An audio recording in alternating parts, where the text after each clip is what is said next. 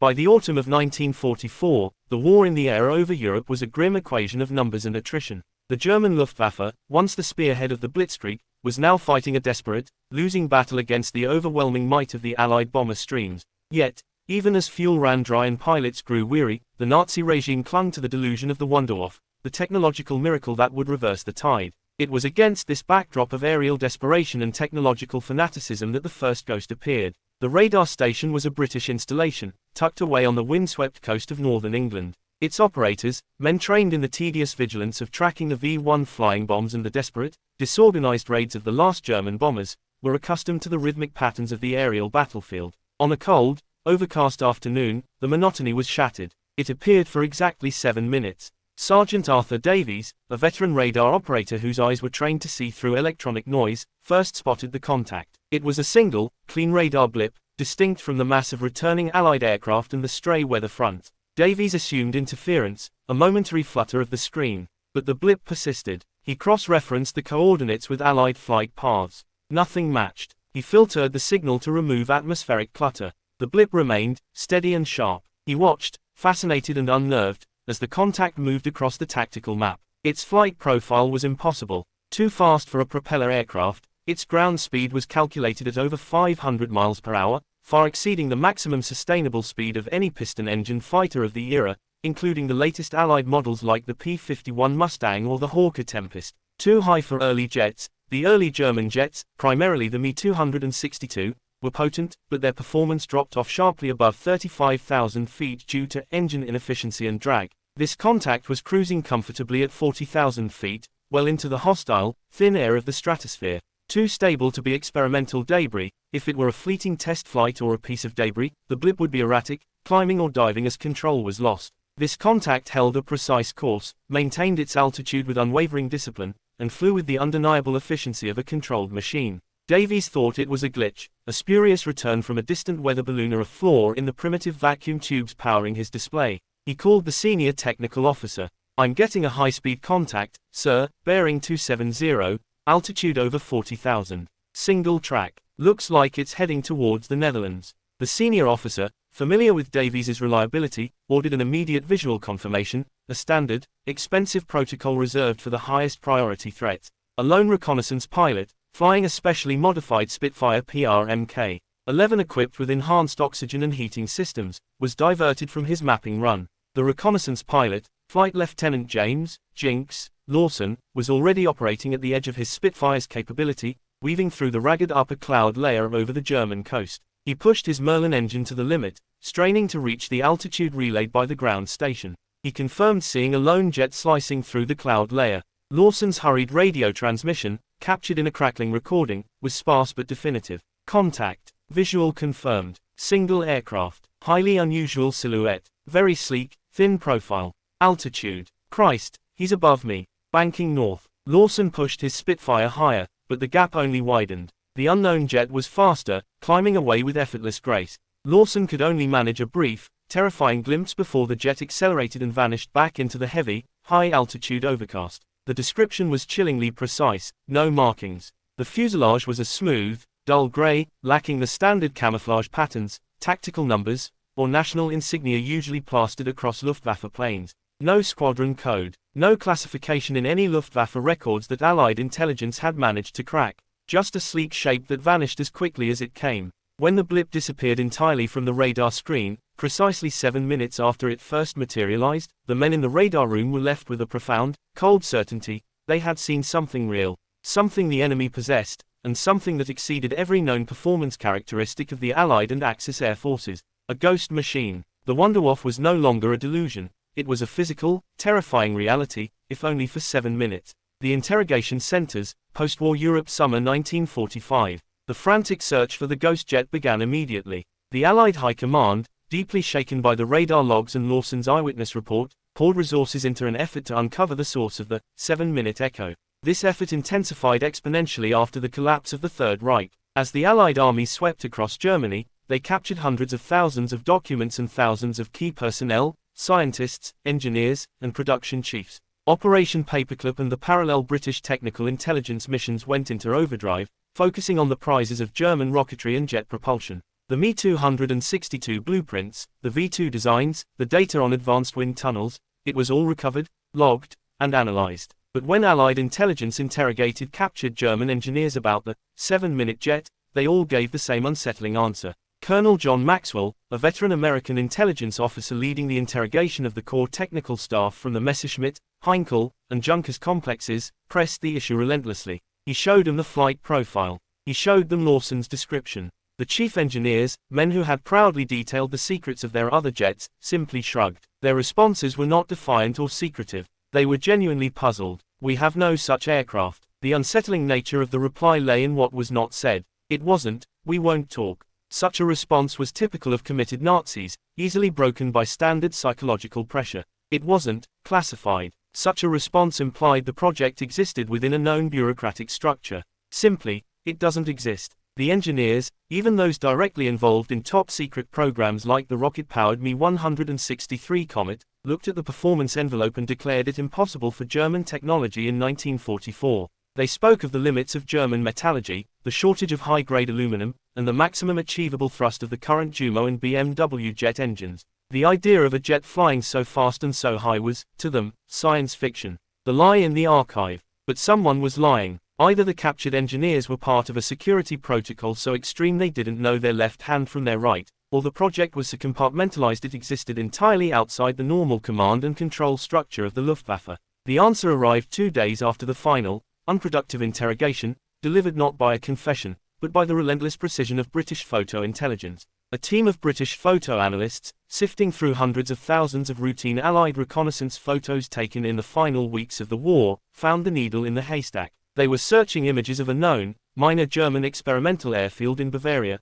a site typically used for testing prototypes. There, in one blurred image, an incidental exposure taken at extreme range and low light, was the proof. It showed a jet unlike any known German prototype, a dark, slender shape being towed into a heavily guarded bunker. The technical analysis revealed key, non-standard features. Swept wings unusual for 1944, while the Me-262 had mildly swept wings. This prototype exhibited a radical degree of sweep, far exceeding known stable flight norms for that time. This deep sweep was the key to achieving and sustaining transonic speed, a theoretical concept the Allies were still grappling with. Unusually short fuselage, the fuselage was highly truncated, almost eliminating the rear section. This suggested a radical redesign of the power plant installation, likely eliminating the heavy conventional jet engines in favor of a hybrid or advanced rocket-assisted propulsion system to reduce drag and weight. Exhaust pattern inconsistent with the Me-262, the rear of the jet showed a single, massive nozzle, suggesting a single, immense engine or the combined thrust of clustered rocket and jet motors, rather than the Me-262's dual, parallel exhausts. The entire propulsion design was clearly focused on short bursts of extreme speed. A landing gear configuration no one recognized. The configuration showed a nose wheel steering assembly, but the main wheels were set unusually far back and close together. This implied an extremely long takeoff run, suggesting the plane was designed to sacrifice low-speed handling for high-speed performance. The photograph was grainy, barely legible, but the profile was undeniable. It was not a known project. It wasn't in the mountains of blueprints the Allies captured from Messerschmitt. It was an anomaly. It was something else entirely. It was a secret so deep, so compartmentalized, that even the men who built the conventional German jets were kept utterly out of the loop. This wasn't merely a project, it was a black program, an effort so sensitive it risked the lives of its own engineers for the sake of absolute secrecy. The ghost jet of the 7-minute radar blip was real, and its existence proved that the Nazis had been developing a truly revolutionary, and completely deniable, piece of technology right under the noses of the Allies. The blurred photograph, the undeniable, if indistinct, proof of the ghost jet, ignited a frantic, focused hunt by Allied technical intelligence. The target was no longer a general factory, but the remote, heavily damaged airfield in Bavaria where the photograph was taken. This isolated facility, code-named Flugplatz Uhl, Airfield L, was where the threads of the mystery truly began to unravel. Digging through partially burned documents from a bombed German facility, Allied investigators, a joint team of American engineers and British document analysts, spent weeks sifting through the remains of the administration building at Flugplatz Uhl. The Germans had been efficient in the destruction. The floors were thick with ash and brittle, scorched paper. But in the chaos of the final retreat, one steel-lined cabinet, damaged by blast but not consumed by fire, yielded a single, critical fragment. It was a page from a test log, badly charred around the edges, its text barely legible beneath a thin layer of soot. It was not a grand blueprint, but a mere administrative note, a final, chilling whisper from the end of a project. The British analyst, Major Alistair Vance, a man who possessed the patience of a saint and the eyes of a hawk, spent 2 days reconstructing the thermal damage with specialized chemicals and ultraviolet light. When the text finally emerged, it offered a brief, devastating summary of failure and abandonment. A single line in a destroyed test log spoke volumes. Flug 9, altitude acceptable. Stability unpredictable. No further flights recommended. Flug, German for plow. In the hyper-paranoid atmosphere of the Reich's Wunderwaffe programs, code names were a layer of protection. When the actual project name, perhaps Jägerstrahl or Todesvogel, was too secret, engineers resorted to bland, innocuous substitutes, names that referenced farming equipment or mundane household items. The designation Flug 9, Plow 9, was the clear administrative disguise for the 9th iteration of the Ghost Jet prototype. The entry was dated late September 1944, roughly 3 weeks before the radar echo over the North Sea. The entry was a death certificate for the program. The phrase, stability unpredictable, spoke volumes. The high-speed airframe, with its radical sweep and short fuselage, was inherently unstable, suffering from severe compressibility effects or fatal buffeting at high speed. The final, damning recommendation, no further flights recommended, confirmed that the Luftwaffe's official R&D apparatus had pulled the plug. The machine was deemed a dangerous failure, fit only for salvage and erasure. The discovery fundamentally changed the investigation. The jet wasn't a secret production model being prepared for war. It was a cancelled research failure. The official Luftwaffe engineers were telling the truth. Officially, the Flug 9 did not exist anymore. This meant the pilot who flew it was a rogue. The jet wasn't meant to fly that day. It wasn't meant to be seen. It wasn't even meant to leave the ground again. The aircraft should have been dismantled, its volatile hybrid engine removed, its unique alloys earmarked for recycling into more conventional projects. The terrifying implication, the official Luftwaffe had abandoned the program, but someone had taken it up for one last, unauthorized flight. This unauthorized test run perfectly explained the ensuing silence and the frantic nature of the German cover-up. The 7-minute radar echo wasn't a strategic test, it was a desperate, unsanctioned gamble by a designer, a test pilot, or a rogue commander. When the prototype was sighted, the legitimate German authorities reacted not with pride, but with terror, the fear that their scrapped secrets had been exposed by an act of insubordination. The subsequent total erasure was a panicked cleanup of an embarrassing and politically disastrous security breach. The trail led the investigators not to a military command center, but to the shadows, to a dangerous individual who had defied the Führer's orders and risked exposing the Reich's ultimate secret for his own, unknown reasons. The ruins of Flugplatz yield the echo in the static. With the discovery of the Flug 9 log, the Allied focus shifted from engineering to personnel. They needed to find the man who had defied the no further flights order and flown the Ghost Jet into history. The interrogation of low-level German personnel captured near Flugplatz finally yielded human testimony. These men, mostly technicians and ground crew responsible for the maintenance of the auxiliary generators and fuel depots, had no military loyalty left. They were merely frightened civilians, eager to barter information for safety. Witnesses from the nearby airfield, scattered individuals interviewed separately across multiple camps, later described hearing the following over the emergency radio band used only for ground-to-air communication during non-standard tests. The transmissions were intermittent, brief, and highly emotional. The communications began as a tense internal dialogue between the ground crew and the pilot, engine reading unstable, fuel pressure fluctuating in the booster lines.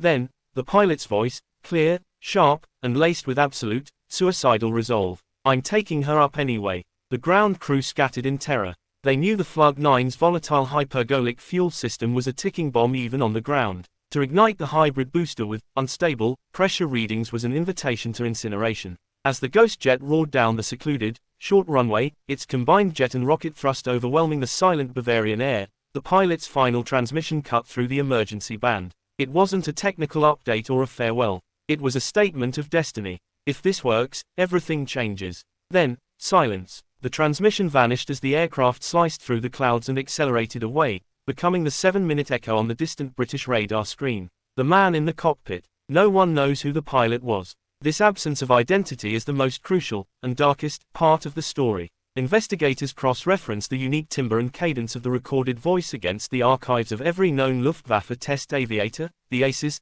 the engineers who risked their lives testing experimental models, the men whose voices were captured in debriefings. The voice of the Flug 9 pilot did not match any recorded German test aviator. This led to a flurry of conflicting, highly classified theories within Allied intelligence. The designer's last stand, One theory suggested he was a designer trying to prove his aircraft wasn't a failure. Perhaps the lead engineer, Dr. Karl Hauser, a known figure in aviation circles, though not officially linked to Flug 9, had poured his life into the jet. Faced with the bureaucratic cancellation of his revolutionary design, he chose to perform a final, definitive test to gather performance data and save his life's work. His voice wouldn't be in the pilot archives because he was an engineer, not a flyer. The rogue faction, another, held that he was ordered by a faction within the Luftwaffe trying to bypass official channels. By late 1944, the German military was riddled with internal rivalries, SS versus Luftwaffe, traditionalists versus Wunderwaffe fanatics. A desperate commander, convinced the Flug 9 was the key to aerial victory, might have activated a low-ranking, unknown pilot for a mission aimed at proving the jet's worth to Hitler directly, circumventing the skeptical high command. The defector, the last theory, the one historians whisper about, laced with Cold War espionage fantasy, claims he intended to defect with the prototype. The pilot might have realized the war was lost and saw the Flug 9 as his golden ticket to safety and wealth in the West. He would fly a high, stable course out of Germany, hoping to run out of fuel over Allied territory, land the priceless secret, and trade it for his freedom. The moment the jet was sighted by the British, his plan would have been instantly compromised. None of these theories can be confirmed. The pilot, like the aircraft he flew, vanished into the ether. He achieved his terrifying goal, a flight that broke all known performance records and exposed the Reich's greatest secret, but he paid for it with his identity. The plane and its pilot remain two sides of the same chilling historical coin, the perfect, undetectable ghost. The mystery was now compounded. Not only did they have to find the jet, but they had to find the man who stole it and what he did with the data he gathered.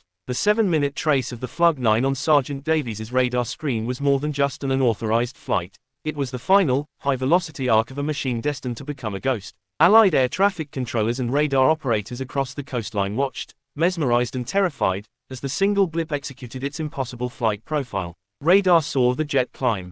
The initial altitude reading was staggering, breaking 40,000 feet within minutes of takeoff, a performance envelope only theorized in Allied design offices. The pilot, defying every safety warning, had pushed the hybrid engine to its absolute breaking point, utilizing the combined thrust of the jet and the volatile rocket booster to punch through the thick lower atmosphere. Then it turned west. This vector was crucial. It wasn't a return to the Bavarian airfield. It was a direct, purposeful line towards the North Sea, away from the collapsing Reich and into the strategic airspace controlled by the Allies. This maneuver strongly suggested the defector theory. The pilot was not interested in gathering data for his superiors, but in escaping the war and delivering the priceless machine to the enemy. Then it accelerated to a speed considered impossible for late-war Germany. As the jet reached the highest, thinnest region of its flight, the sweet spot, where air resistance was minimal, the velocity spike became incredible. The radar tracking equipment, designed to plot contacts under 600 miles per hour, struggled to maintain the lock. Early estimates placed the speed well into the transonic regime,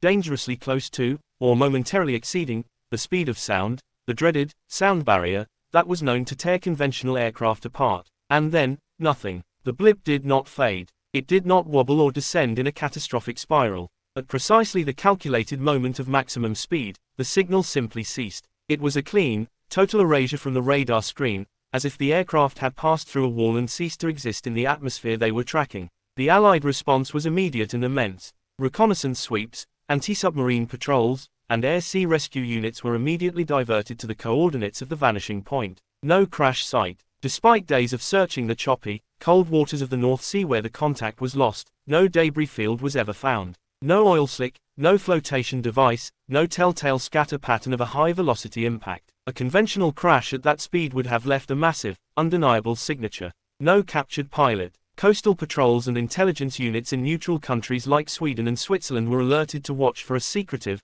non-marked German jet. The pilot, whether intending to defect or having bailed out, was never recovered or interrogated. No wreckage reports. The disappearance was absolute. No fisherman trawled up a piece of the unique swept wing. No beachcomber stumbled across a section of the experimental fuselage. The highly volatile hypergolic fuel, if it had exploded, should have left some telltale chemical signature, yet even this was absent. It simply disappeared. The lack of evidence generated a myriad of classified theories that circulated in the highest intelligence circles for decades. The conventional crash. Some maintained it crashed in the North Sea, but that the high-speed impact pulverized the advanced materials, causing the wreckage to sink instantly and deeply, scattering over a vast area and defeating standard recovery techniques. The neutral sanctuary. Some argued it made it to neutral airspace, its pilot having just enough fuel and nerve to land the unstable machine in Sweden or Spain, where the prototype was then disassembled and its secrets immediately shared with the welcoming host country, forever burying the secret within a sympathetic neutral archive.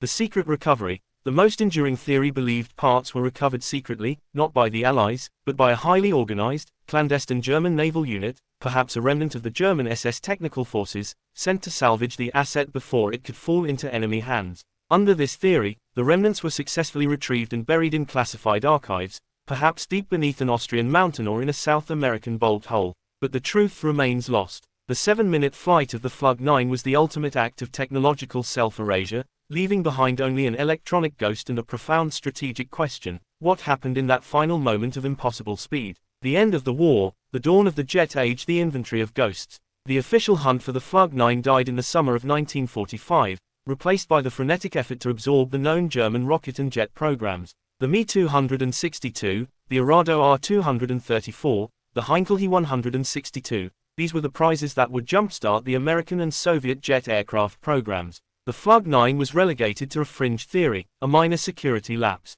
After the war, Allied specialists, principally operating out of the Technical Air Intelligence Center, TAIC, examined thousands of captured German aircraft designs. Their work was exhaustive, separating the practical engineering marvels from the fantastic, desperate projects of the final days, the flying wings, the ramjets, and the various Luft 46 concepts. There were jets that never flew, their concepts too flawed or too ambitious for mass production. There were jets that barely flew, their single prototypes crashing in fiery, documented failures. And there were jets that should have never flown, the dangerous, desperate designs born of political pressure rather than sound engineering. But none matched the mystery aircraft. The analysts created a composite profile of the ghost jet based on the blurred photo, the cockpit chatter, and the final radar profile. They searched every archive, every microfiche, every captured engineer's notebook. None had its silhouette. The radical swept-wing, short fuselage configuration was unique, a design that seemed to leap ahead of its time by a decade. None matched its behavior. The astonishing rate of climb and the terminal high-altitude,